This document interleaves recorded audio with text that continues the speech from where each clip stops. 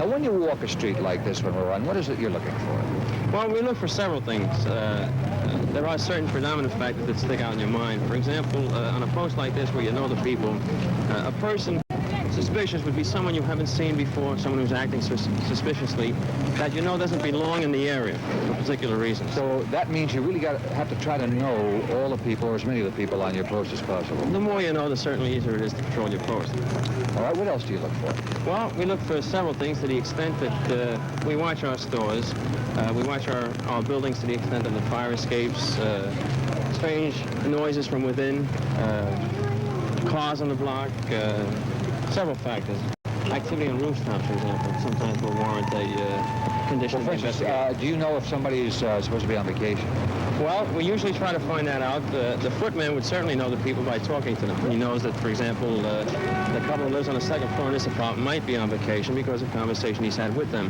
Now, should he see a light in that apartment, this would certainly stick out as a sore thumb. He'd want to investigate that immediately.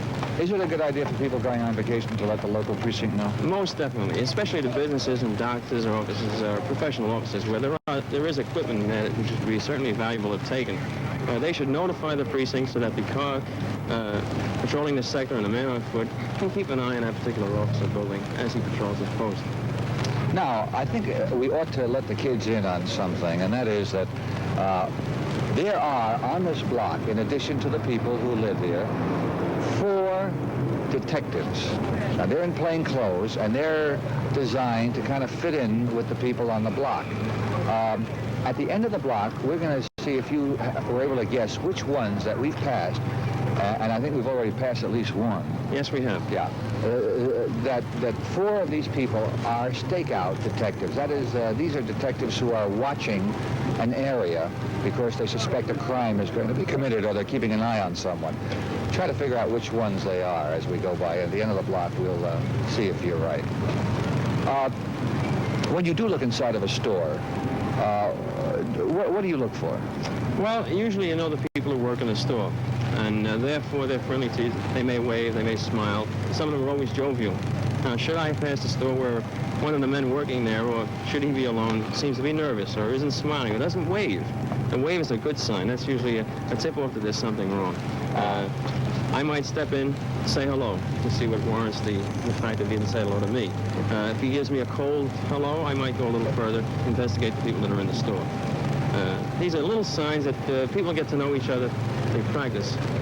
Do you ever watch for cars that are perhaps stolen as you walk along? Yes, we do. As a matter of fact, before we leave the station house every day, we record on our memo book here the most recent alarms that have been sent from central headquarters. We list these according to the number of the alarm, the plate number, and the type of car.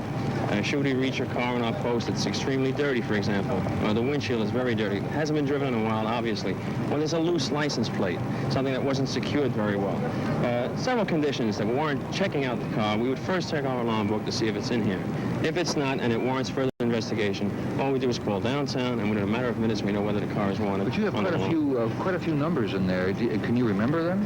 Well, it seems that psychologically those alarms stick with you. Really? For some reason or other, the number you wrote down just seems to stick with you. And several times, very good arrests are made from just the alarms that were taken in the book. So you're not only watching buildings, stores, people, but the cars along the way, too. Yes, as a matter of fact, subconsciously, I would say we watch pretty near everything that happens on our post.